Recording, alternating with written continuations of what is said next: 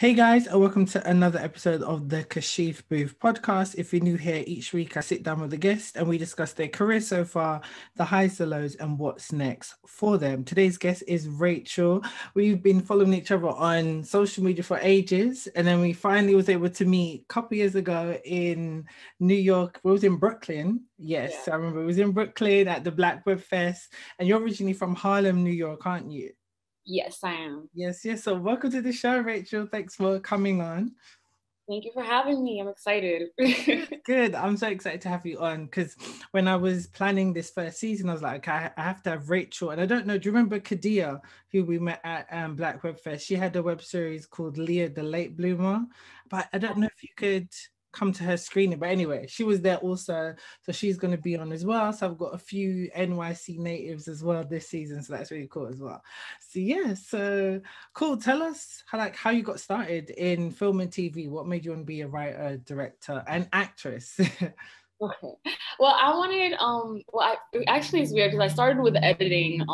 Sorry for my background, it's gonna be a little loud. Because I live on a main road. But yeah, I started with editing in my junior year of high school, and then that's when I wanted to start get into filmmaking in general. But really with writing, it began just off of having embarrassing moments and me wanting to share those embarrassing moments with people, because I'm like, I can't be the only one that is a fool.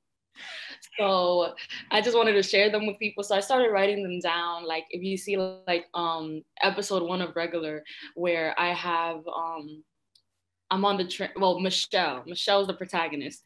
She's on the train, and she's looking at this guy. He's obviously very attractive, and she's attracted to him, and she starts daydreaming about him, like literally in his face. And then she snaps out of the daydream, and right next to him is his girlfriend looking at her this whole time that she's been staring at him. And that happened to me before. So I was like, let me write this down, because this is it's embarrassing, but it's funny. And I feel like that's what comedy is. So it just started with that. Me just wanted to share moments like that. So yeah. That's really cool, because I remember when we first connected on social media, it was about our love for Awkward Black Girl and Insecure. And I remember that's how we built up a dialogue on Twitter. And then our kind of love for that show blossomed into us having more conversations about film and TV. And it's great to hear the origin story of Regular. I found Regular hilarious. I was so upset when you cancelled it because it was just so funny. I mean, I remember the season finale, and you did like a whole I Love New York, Favor of Love finale. It was hilarious. How did you come up with that concept and idea? Just I love New York. I love Tiffany Pollard with my whole heart. People always looked at her as the villain when we were growing up, looking at her and on Flavor of Love. I'm like, no, she's a beast, and she is gonna go somewhere someday. So I just loved her. I was like, let me put myself in her shoes. And I always wanted to be do a reality show type of thing. I think it's really funny. So yeah, that's where I just came up with the idea. Because if you see, there's kind of a pattern in the beginning of each episode of Regular of just having a daydream type of thing, and then turning it into relating it to her situation in the episode. So that's kind of what I like to do. That episode 5 was supposed to be way longer, but that's when I decided to cancel it. So I didn't it wasn't finished. So I just put that out there. Yeah, I remember you told me in person. I was like, what do you mean? I wanted to see more of it. It was so good. But I understand the struggle of trying to write, produce, and direct a web series. And you also starred in it. So can you tell us how you funded it? How did you make Regular? How did you do it? Well, funding it was difficult. I tried doing those websites that help you get money, you post them on Facebook, you post them on Instagram, so people could send money and stuff like that. That helped a little bit, but it didn't help me accumulate as much, because you really need a lot of money to make a show. I didn't know that. So what I started doing, I just put my pride aside. I was like, yo, I want to make this show. I got into those trains, the A train, the D train, going express and going local after 59th Street. And I was selling candy in them trains, making money for regular. And I was, and yeah, that's how most of the money for it came. And then the rest of it came out of pocket, honestly. So that was making it financially. And what made you want to end it? Like, because I understand how hard it is to make a web series. Why did you end it? My anxiety, like, it was actually to a point that was uncontrollable. Like, after, I don't know why shooting episode 5 was so stressful, but I think it's maybe because we were in Jersey, and we were in a friend's house, so it was like you have to rush it. And so literally after leaving her house and we were in a car to go take a train, I had a really bad panic attack in the car. Wow. And like, it was like, I did it. And then I felt really embarrassed after, because I'm like, nobody knew what to do. And I didn't know what to do, because I'm just like, here I am panicking, crying, and nobody knows what the hell's going on with me. And hyperventilating and shit. So it was just really, it sucked. I told my dad about it, and he was like, he got me like some natural supplements for anxiety, but they weren't really helping either. So I just kind of decided to like, let me work on my mental health, because I don't want this to take a toll on me to the point that there's like no return and stuff. So yeah. I'm happy that you actually shared that story, because I can relate to it. Because when I was doing my web series, I had huge anxiety, because when you're creating something which, like your passion project, and you really want to create a solid body of work, and you don't have the budget to pay people or fund it, or even just to feed people on set, you have a huge anxiety, because you don't know if people are going to show up. You don't know if you're going to get everything in time, because somebody's doing you a favor by letting them use your home and stuff like that. So you have huge anxiety, and people don't understand the stress of, people think it's cool, to be the writer, director, producer, actor. Yeah, it sounds good on paper, but you don't actually know that, no, this is going to kill me. But I'm not going to reach 30 if I keep doing this, because the high anxiety, the high blood pressure, heart palpitations, like, it's really hard. And I definitely understand that. And that's why towards the end of making my web series, I started to I started to get people to come on board as a director, as a producer, just so that it would be easier for me to breathe. I mean, it didn't help that much, but it helped a little bit. So I definitely understand that. So after regular, what happened next? Because I know you came to the UK last year and you auditioned for a drama school, but we didn't get to hang out because I had some food poisoning, so that was really annoying. So what happened next? Like, how did that audition go? What happened? Yeah, afterwards. So I auditioned for IDSA. I just went. I was like, you know what? Let me go to the UK real quick. Literally right when the pandemic was starting. Like, what the hell is wrong with? And I think I got sick. No funny, I got sick in London. Oh no. Like, that's not good. But yeah, I went to audition for IDSA. I did get in. The audition was like kind of it wasn't difficult. It was, you had to be very active. So I wasn't expecting that. Like, they made us dance and whatever. I was sweating bullets when I got out of there.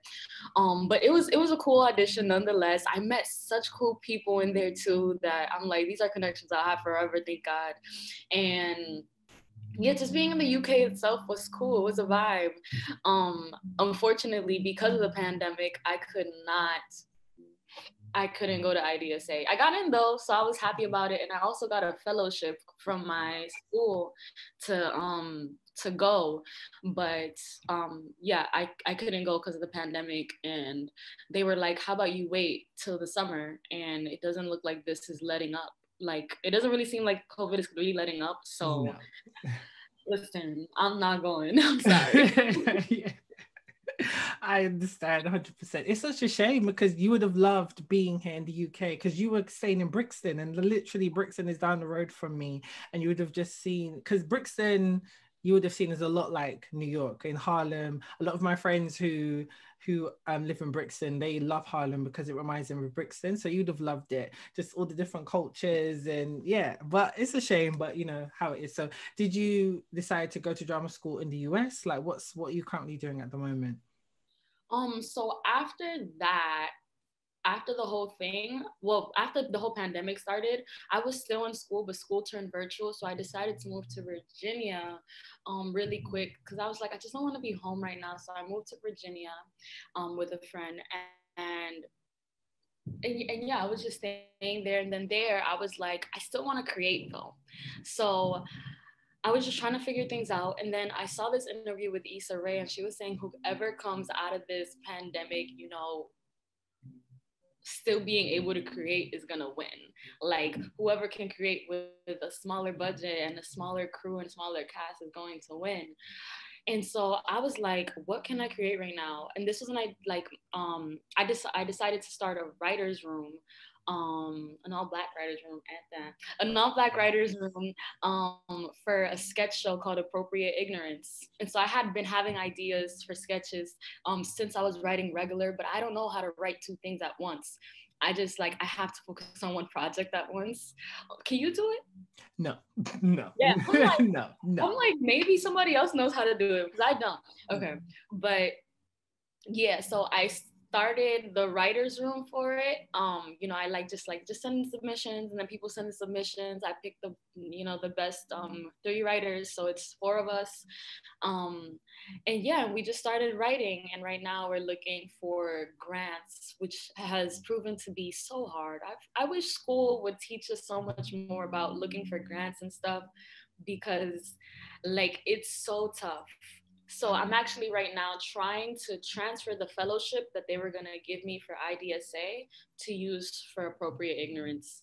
So I'm working on that. It is kind of difficult to transfer it to that, but we'll see. I don't know. No, that's really good to hear because with this pandemic, you had to learn to adapt. I mean, I was able to do a fraction of projects last year.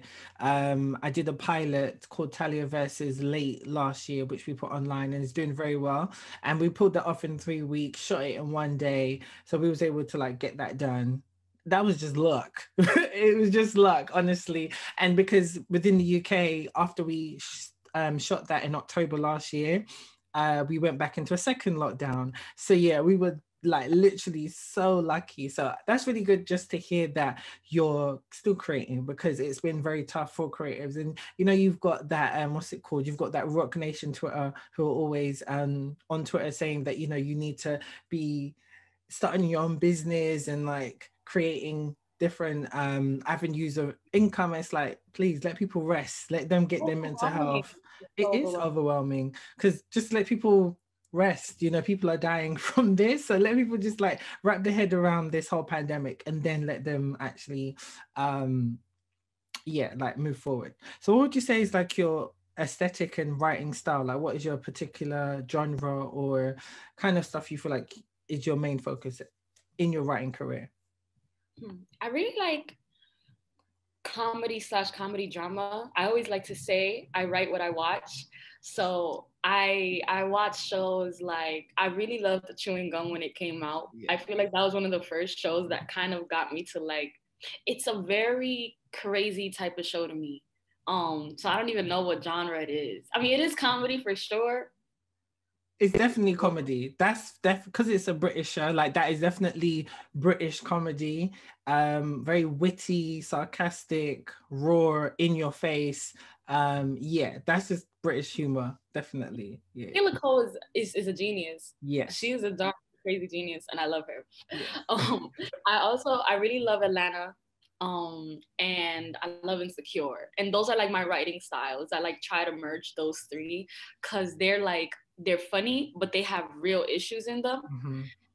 And I guess that's my kind of like my writing style, just like funny, because I just think even the unfortunate things that happen sometimes, like you could be in a funeral and you might laugh at something because your cousin just says something like he dead owe me $10 or something like that. Like it's funny. So it's like it's real life is funny to me. So that's my writing style, just like taking real life situations and yeah. No, I would definitely agree because regular has that vibe. When I remember watching it and getting vibes of awkward black girl and Yeah, and definitely chewing gum as well. And we need to see more roles like that of Black women where they're just regular, you know, and they're quirky, they're awkward, because Black women are all those same things. What you've got, you know, those 10,000 shows of white women with the same quirky girl next door. Like Black girls are just like that. So it's great to just see more of that. So that's really good. And so what would you say is next for you? Like what, besides the writing team you're doing, like what's next? What do you hope to inspire, and what are you aspiring to do next? Besides Appropriate Ignorance, which is a sketch show, I feel like it's the easiest thing to make during a pandemic, at least for me. Next is actually more of another, like, I don't want it to be a web show. I actually want it to get picked up. But it's a show called 20 Somethings, and it's just kind of about it's kind of like an extension of Regular. Like, where is she after Regular? Where is she in her 20s? Mm-hmm. So yeah, which is also, the protagonist is also an extension of myself. I could only write off my own experience. I'm sorry. So like, so that's what's next. I want to write, I feel like this is jumping ahead of myself, but I do want to write a book. Yeah, writing a book is good as well. Do it. Yeah, I'm scared of that. I'm like, that might be in the next, like 5 years or so, but I'm excited for that as well. And yeah, those are like my two things that I'm really like looking forward to right now. And because you are fans of like Chewing Gum, Insecure, and Atlanta, would you challenge yourself to write something more serious, like a drama in terms of, I don't know, like Scandal, or uh yeah, or just some like different kind of fantasy stuff? Would you challenge yourself to do that? Would you take a writing course which would, bring you out of your comfort zone as well? Absolutely. Even though like comedy drama is like my main thing, I would like to write like I really like Amgarifuna from Honduras. So I always find it interesting, our connection, our spiritual connection type of thing. So I had kind of written for like one of my screenwriting classes a story about a girl who is getting haunted by her grandmother for not doing a ritual dance for her after she died, which is actually a real story that happened to one of my aunts. Because in Garifuna culture, we have this thing called chugu and dugu. These are events that you do for the deceased after they die so they can rest peacefully. So I had written a story like that, and I want to work on it a little bit more, but it's difficult for me because it's not funny. Okay, I understand what you mean. Yeah, it's giving me very well, it's very spiritual, and you can not witchcraft, but it's very spiritual, and it can really touch on a lot of themes of faith and loss and heartbreak and stuff like that. So I think that's a really good point. So what is your favorite moment of your career so far? So my favorite moment is really, I think, getting to meet Issa Rae and give her one of my scripts. That What? like Jealous. yeah. Like I was like, here, like just read it, please. And she took it and she signed my book. I have awkward, The Misadventures of Awkward Black Girl. I read that book like 3 times. But she signed it, and I was just telling her how much I love her. I was like, girl, let me work for you, please. Like I will literally do anything. And she was like, move to LA. And one day, maybe.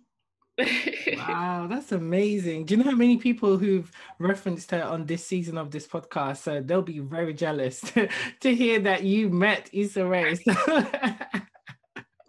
that's amazing. Wow. It's a little flex, just a little flex. Okay, cool. What would you say is like the best advice you received so far in your career so far? To keep going. And one of my favorite quotes from Atlanta is,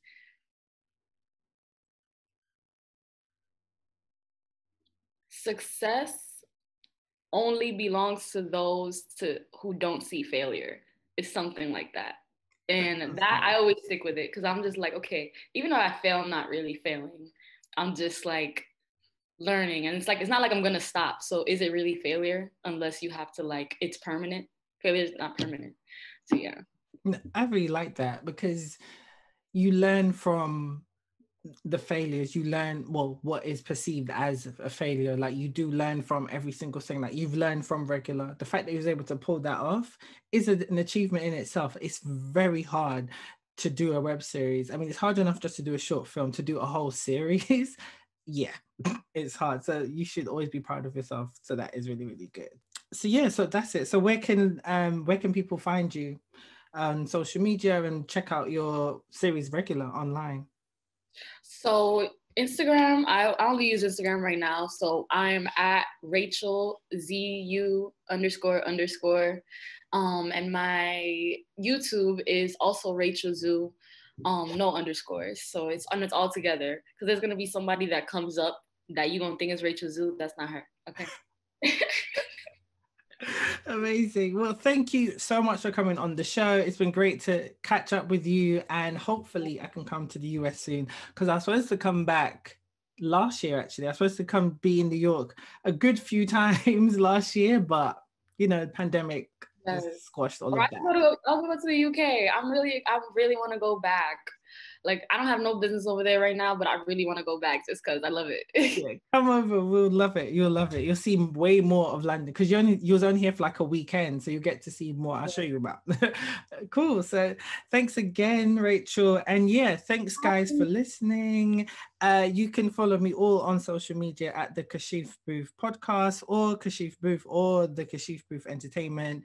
And yeah, stay tuned for new episodes coming soon.